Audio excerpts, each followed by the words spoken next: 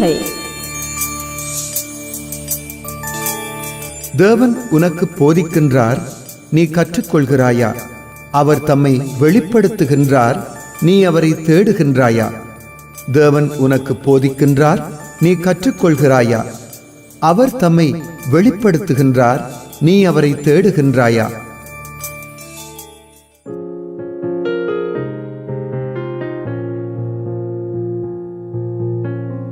அன்பானவர்களே, இந்த காலை நேரத்திலே ஆண்டவராகிய இயேசு கிறிஸ்துவின் நாமத்திலே இந்த நிகழ்ச்சிக்கு அன்போடு கூட உங்களை வாழ்த்தி வரவேற்கிறேன். கர்த்தருடைய மெல்லிய சத்தம் என்கிற துணை பொருளிலே இந்த காலை வேளையிலே ஆண்டவருடைய வார்த்தை உங்களோடு கூட பகிர்ந்து கொள்வதிலே மிகுந்த மகிழ்ச்சி அடைகிறேன். நாம் வாழுகின்ற வாழ்க்கையிலே பலவிதமான இரைச்சல்கள் நம்மை தடை செய்து கொண்டே இருக்கிறது. வீட்டை விட்டு நாம் வெளியே வருகின்ற பொழுது வாகனங்களின் சத்தம், மனிதர்களுடைய சத்தம், தொழிற்சாலைகளிலிருந்து வருகின்ற சத்தம், இப்படி பல்வேறு சத்தங்கள் வெளியில் இருந்து நமக்கு வந்து நம்மை தடை செய்து கொண்டிருக்கிறதை நாம் உணர முடியும்.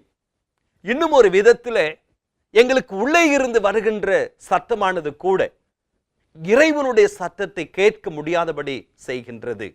நம்முடைய கடந்த காலங்களிலே நடந்த சம்பவங்கள் அல்லது நமக்கு ஏற்பட்ட பாதிப்புகள், இன்றைய நாளை நான் எவ்விதமாக நடத்தி முடிக்கப் போகிறேன், வருங்காலத்திலே நான் எவ்விதமாக இருப்பேன், என்னுடைய எதிர்காலம் என்னவாக இருக்கும் என்றெல்லாம் பலவிதமான சத்தங்கள் நம்முடைய உள்ளத்திலே வந்து கொண்டே இருப்பதை நாம் அறிந்திருக்கிறோம்.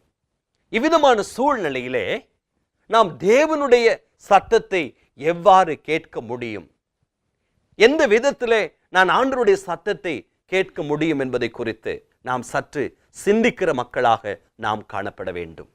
வேதாகம நாட்களிலே எலியா என்கிறதான ஒரு தேவனுடைய தீர்க்கதரிசி அவர் காணப்பட்டார். ஆண்டவருடைய நாமத்திலே பலவிதமான வெற்றிகளை அவர் தன்னுடைய வாழ்க்கையில அனுபவித்தார். தனக்கு எதிராயிருக்கிற மக்கள், தன்னுடைய தேவனுக்கு விரோதமாய் செயல்படுகிற மக்களுடைய தோல்விகளை எல்லாவற்றையும் அவர் மிக சாதாரணமாக காணக்கூடிய நபராக வாழ்ந்தார்.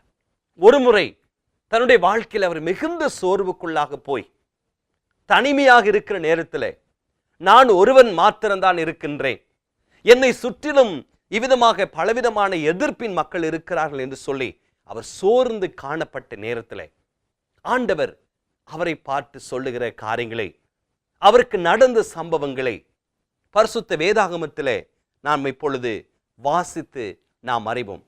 1 ராஜாக்களின் புத்தகம் 19ஆம் அதிகாரம் 11ஆம் வசனத்திலிருந்து 12ஆம் வசனம் வரை நான் வாசிக்கிறேன்.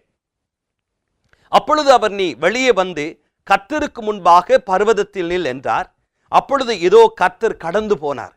கர்த்தருக்கு முன்பாக பர்வதங்களை பிளக்கிறதும் கன்மலைகளை உடைக்கிறதுமான பலத்த பெருங்காற்று உண்டாயிற்று.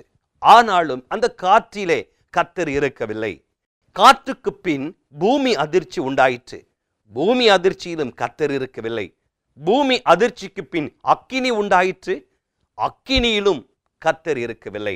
அக்கினிக்கு பின் அமர்ந்த மெல்லிய சத்தம் உண்டாயிற்று. இதனை கேட்டுக்கொண்டிருக்க அன்பான சகோதர சகோதரிகளே, இந்த சூழ்நிலை நாம் பார்க்கின்ற பொழுது ஆண்டவருடைய சத்தம் இவ்விதமாக தான் இருக்கும், அவர் இவ்விதமாக தான் நம்மோடு பேசுவார் என்று நாம் பலவிதமான எதிர்பார்ப்புகளை வைத்திருக்கிறோம்.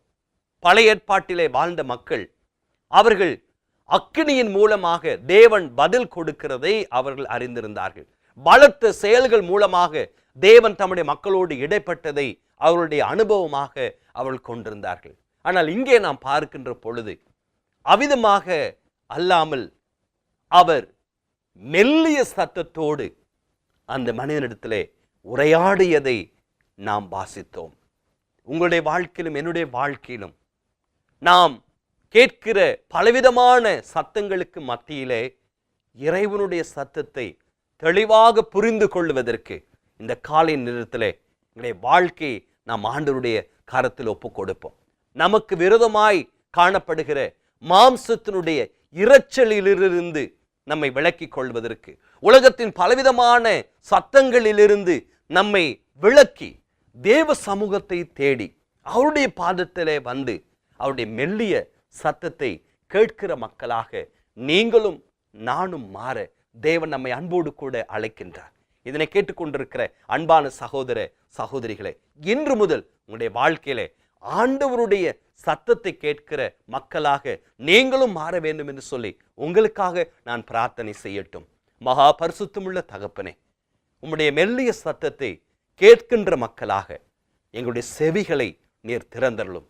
தடையாய் வருகிற எல்லா இரைச்சல்களையும் எங்களுடைய வாழ்க்கையை விட்டு நீர் அகற்றி போடும்படியாக கெஞ்சுகிறோம் கர்த்தாவே. இயேசுவின் நாமத்தின் மூலம் கேட்கிறோம் பிதாவே.